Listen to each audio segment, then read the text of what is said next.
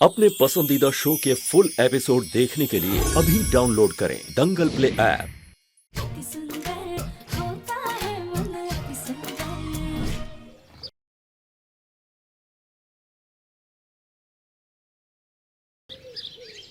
वैसे नियति, हमें माफ करना, हमने बेकार में ही तुम पर शक किया कि तुमने दिव्यम को कुछ कर दिया है। वैसे दिव्यम का मैसेज आया था कि वो अपने काम के सिलसिले से ही बाहर रुका हुआ है, तो हमें तसल्ली हो गई।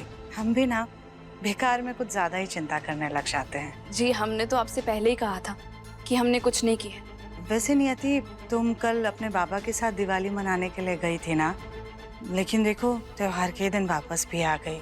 हमें अच्छा नहीं लग रहा। अब दिवाली की छुट्टी तो कम से कम 2-4 दिन की होनी चाहिए थी ना। तुम एक काम करो, तुम अपने बाबा के पास वापस चले जाओ। नहीं नहीं नहीं, वो दरअसल बाबा किसी काम से दूसरे गांव गए हैं, तो इसलिए हम जल्दी आ गए। अच्छा, अब तुम्हारे बाबा का कौन सा गांव है?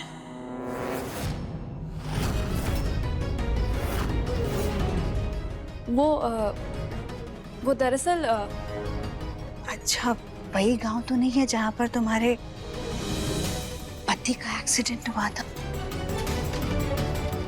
जी, वही पास ही में है। हम दिए बटोर कर बाहर रख के आते हैं।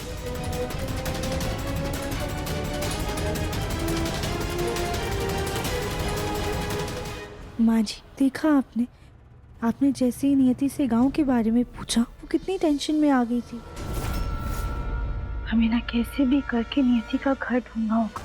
शायद दिव्यम जी वहीं पर हो, या फिर उनसे जुड़ा हुआ हमें वहां पर कुछ मिल जाए। क्या प्रशांत, ये क्या कह रहे हो तुम? दिव्यम की किसी फॉरेन क्लाइंट के साथ कोई मीटिंग नहीं हुई? हाँ सर, दिवाली पर किसी क्लाइंट ने कोई मीटिंग नहीं रखी थी, बल्कि दिव्यम सर ने तो खुद ही कहा था कि वो अब सारे काम दिवाली के बाद करेंगे। ठीक है, थैंक यू। क्या हुआ जग्गू? इसका मतलब दिव्यम मीटिंग में गया ही नहीं?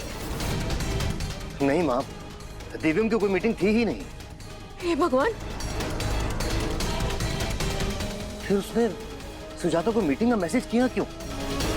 गया कहाँ ये लड़का? हमारा तो जी घबरा रहा है कि कहीं हमारा दिव्यम कहीं किसी परेशानी, कहीं मुसीबत में तो नहीं पड़ गया। चाचू, जहाँ दिव्यम की कार खराब हुई थी, मैं एक बार वहाँ पे पता करके आता हूँ। हो सकता है वहाँ पे आसपास कोई मैकेनिक ना हो और वो बेचारा वहीं पे फंसा हो। नहीं, फिर वो ऐसे छोटा मैसेज क्यों करेगा? मुझे तो कुछ समझ में नहीं आ रहा। दिव्यम ऐसे कैसे दिवाली की पूजा में शामिल नहीं हुआ? और अगर उसकी मीटिंग नहीं थी तो फिर कहाँ चला गया वो? चाचू आप परेशान मत हो, मैं दिव्यम का पता लगा कर आता हूँ, और जरूरत पड़ी तो मैं पुलिस को भी इन्फॉर्म करूंगा। गोलू भैया रुकिए। गोलू भैया, आपको कहीं जाने की जरूरत नहीं है और पुलिस को भी बताने की जरूरत नहीं है।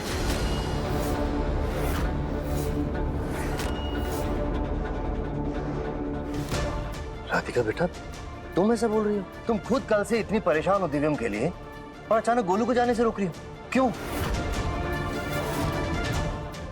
वो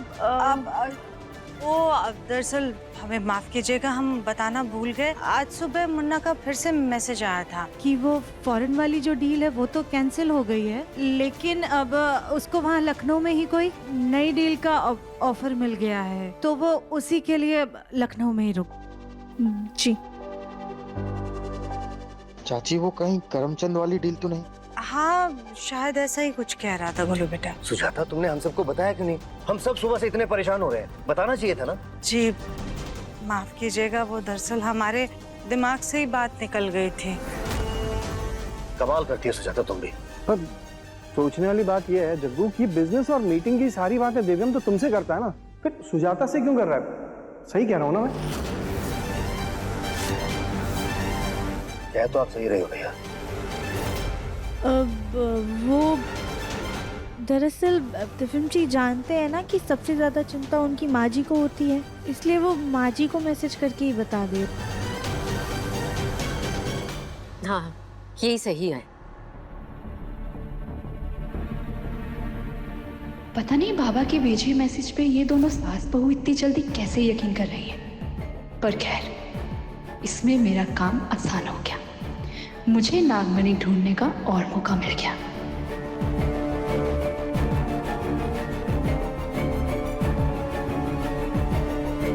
चाय?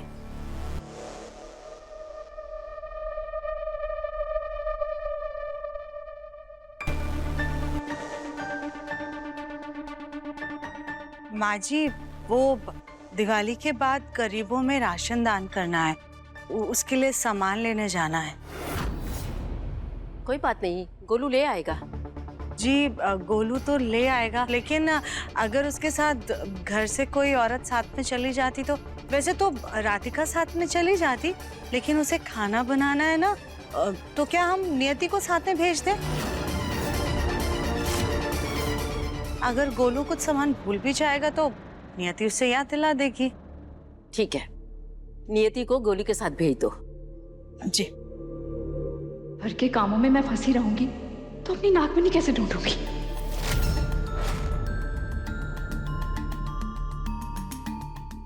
नियति जाओ बेटा। गोलू भैया चाहिए? चलो नियति। जी।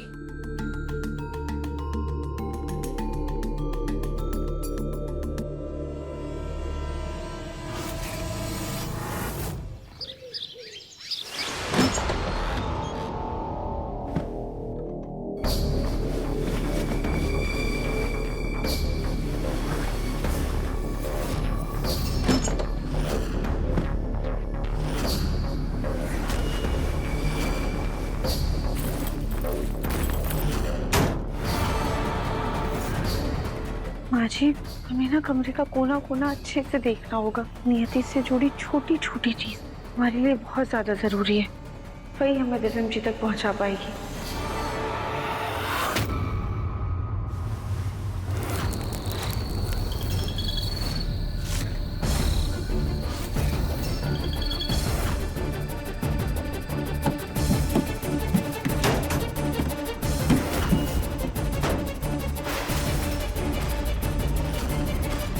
ये आवाज तो मेरे कमरे से आ रही है।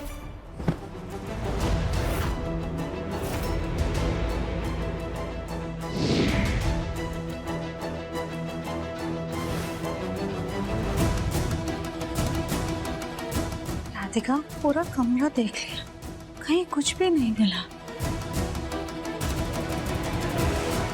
ये भोलेनाथ, प्लीज हमारी मदद कीजिए, हमें कोई तो रास्ता दिखाइए।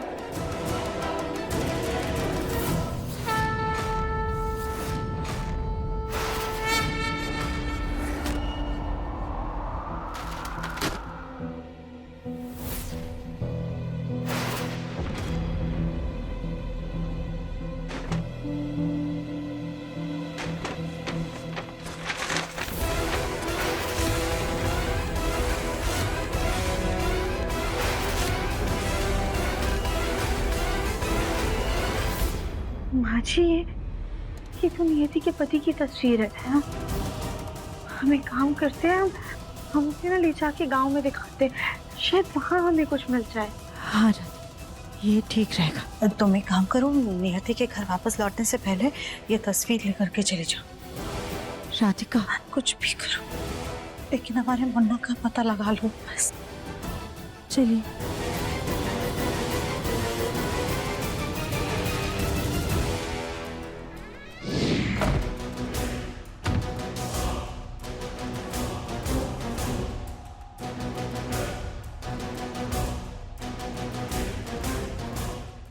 यहाँ तो कोई नहीं है।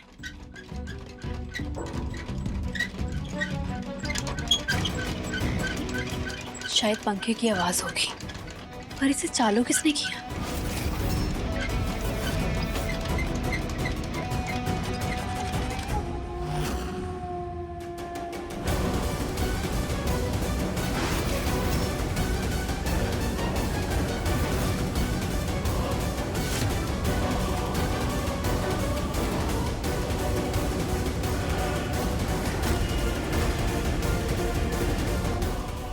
इस हीरे को कुछ ज्यादा ही संभाल के रख रही है। कहीं इसने मुझे कल धोखा तो नहीं दिया था? एक बार फिर से जाके देखती हूँ।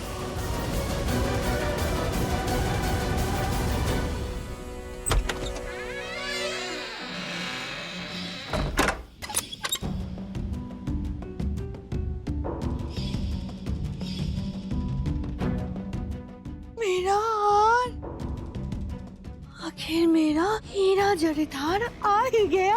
एक बार मैं पहन के देखती हूँ।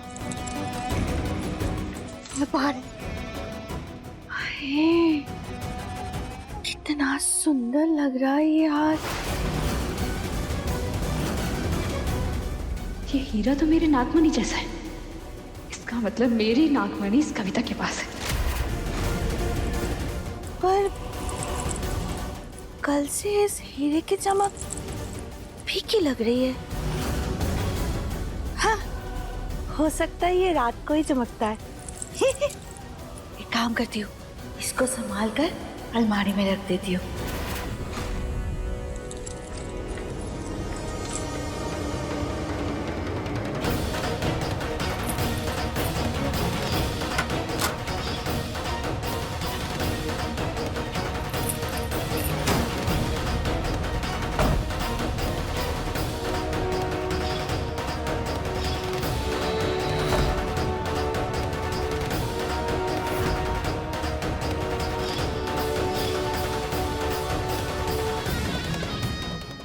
कविता को तो मैं छोड़ूंगी नहीं। इसने मेरी नागमणि चुराई है। इससे तो मैं इसकी सजा देकर रहूंगी।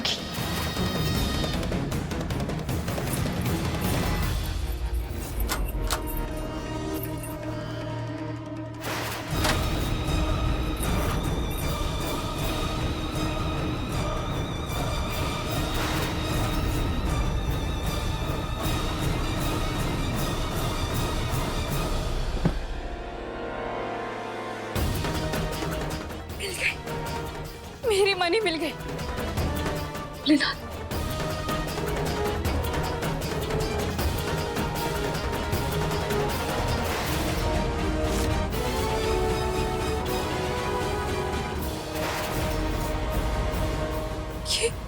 ये मनी तो नकली है।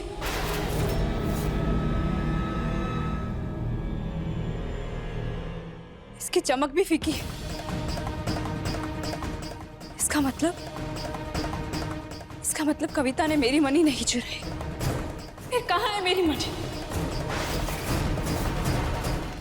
ये हीरा तो बहुत कीमती लग रहा है। ऐसा हीरा तो पहले कभी देखा ही नहीं। इस हीरे को तो मैं करोड़ों में बेचूंगा। अच्छा बेवकूफ बनाया उस औरत को। इस हीरे की जगह नकली हीरा पकड़ा दिया और उसको पता ही नहीं चला। वैसे देख के ऐसा लग रहा था कि ये हीरा उसने कहीं से चुराया है।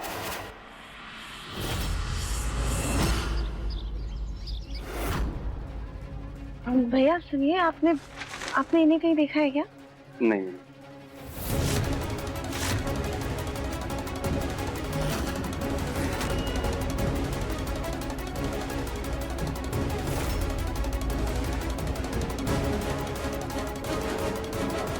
यहाँ तो सिर्फ पेंटिंग के बारे में किसी को कुछ नहीं पता।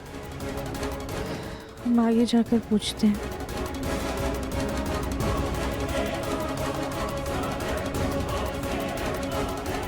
फिर गांव में पूछ ली, पर नियति और उसके पति के बारे में कोई नहीं जानता है। पर ऐसा कैसे हो सकता है? उसके पति का एक्सीडेंट तो गांव के पास में हुआ था, फिर उसे कैसे किसी ने नहीं देखा? कुछ तो गड़बड़ है।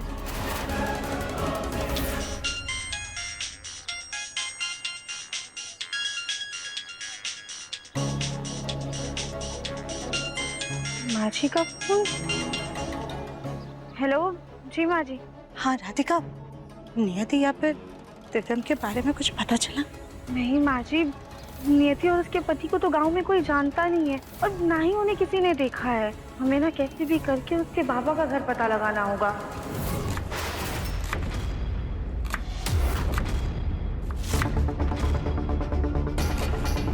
अच्छा ठीक है, तुम एक काम करो, तुम फोन पर ही रहना, लेकिन चुप रहना, कुछ बोलना नहीं। हाँ, अब हम नियति से जाकर पूछते हैं। हाँ जी।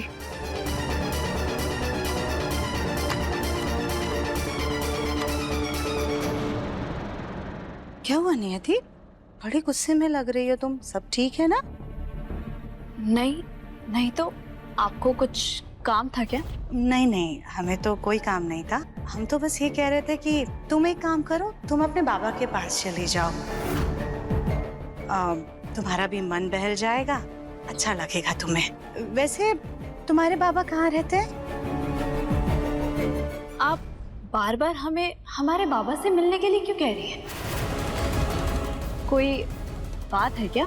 नहीं, कोई बात नहीं है। वो तो हम बस इसलिए कह रहे थे कि तुमने कहा था ना कि दिव्यम से बात करने के बाद तुम अपने बाबा के घर चली जाओगी। तुम गई नहीं ना अभी तक, इसलिए पूछ रहे थे। बस 1-2 दिन की बात है, फिर हम चले जाएंगे। ये नियति तो बहुत ज्यादा चालाक है। अब हम क्या करें? कैसे पता लगाए कि उसके बाबा कहाँ पर रहते हैं? 1 मिनट नियति, ये क्या है? हाँ, क्या? ये कैसा ब्रेसलेट है?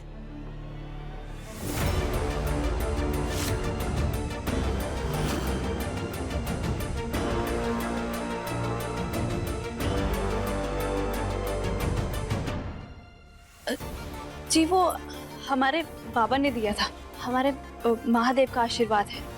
बहुत कीमती लग रहा है, देखे तो हम। ये तो हमें सोने का ब्रेसलेट लग रहा है। तुम्हारे पास इतना महंगा सोने का ब्रेसलेट कहाँ से आया?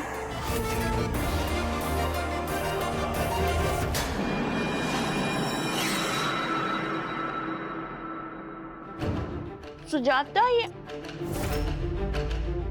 1 सेकंड, नियति तुम्हारे पीठ पर ये निशान कैसे? निशान? कैसे निशान? दिखाओ। देखो देखो देखो। जी वो हमने दिवाली पर कुछ ज्यादा ही मीठा खा लिया था ना, तो उसी के निशान है। आराम से। क्या इसको क्या हो गया? मुझे क्या?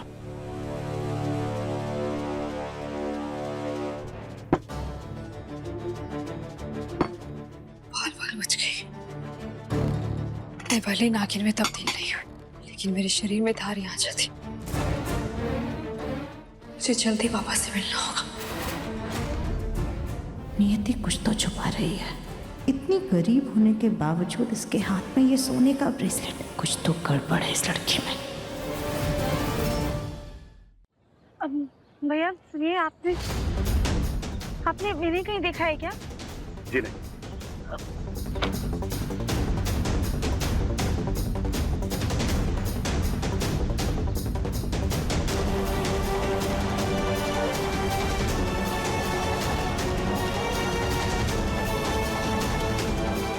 जैसे जैसे समय बीतता जा रहा है, रफीम जी को लेकर हमारी फिक्र बढ़ती जा रही है। हम जानते हैं कि कौन उस नियति ने रफीम जी के साथ कुछ किया है, और कैसे पता लगा है?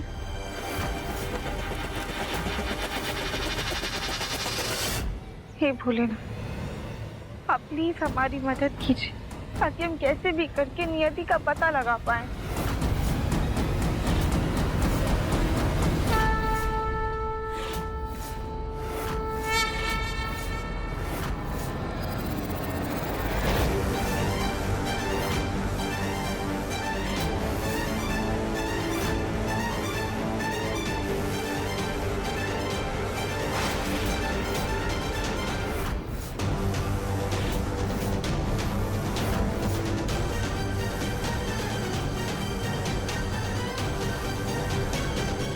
इस पेंटिंग में जो है उसे तो गांव वाले नहीं जानते, पर जिसने ये पेंटिंग बनाई हो शायद उसे गांव वाले जानते हों। ये तस्वीर किसी ओम प्रकाश इलाहाबादी ने बनाई है। हमें इनके बारे में पता लगाना होगा। ताजा ताजा सब्जी। भैया सुनिए, ये यहाँ पर कोई चित्रकार रहते हैं क्या? नहीं मैडम जी, यहाँ पर तो कोई चित्रकार तो नहीं है। कोई ओम प्रकाश इलाहाबादी? नहीं मैडम, इस नाम का तो नहीं है, पर एक इलाहाबादी है, पर वो चित्रकार नहीं है, उसका तो फोटो का स्टूडियो है। आप प्लीज उनका पता बता सकते हैं क्या? अरे पता क्या, ऐसे सीधे जाइएगा, बाएं साइड में फोटो कैमरा के साथ दिख जाएगा आपको। ठीक है थैंक यू। जी जी जी।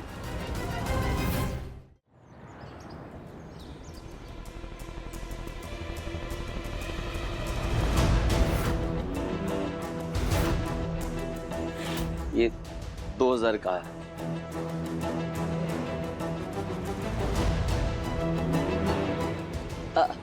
नमस्ते नमस्ते। बताइए मैडम, किस टाइप का फोटो खिंचवाना है? नहीं भैया, हमें ना फोटो नहीं खिंचवानी थी, दरअसल आपसे कुछ पूछना था। हाँ हाँ पूछिए।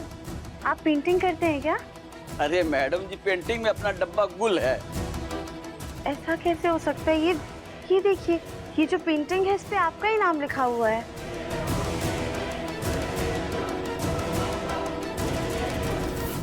इस पेंटिंग पे तो मेरे दादाजी का नाम है और ये दुकान भी मेरे दादाजी के नाम पे ही है। अच्छा, तो क्या हम आपके दादाजी से मिल सकते हैं? हाँ हाँ मिल सकते हैं। ये रहे मेरे दादाजी।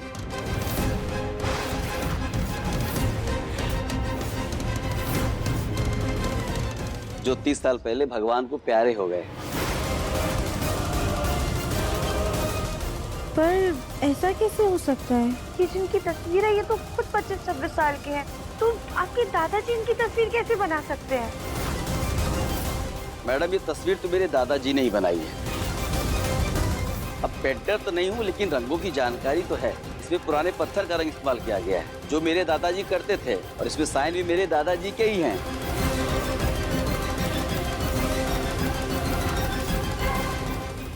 भैया एक सेकंड आता हूँ। एक बात समझ में नहीं आई कि इसके और इसके भाई की फोटो ऐसे 100 साल पुरानी जैसी क्यों लग रही थी, और आजकल फोटो के जमाने में ऐसे हाथ से बनी हुई तस्वीर कौन रखता है? क्या सच में ये पेंटिंग 30-40 साल पुरानी है? पर ऐसा कैसे हो सकता है? नियति का कोई और राज तो नहीं?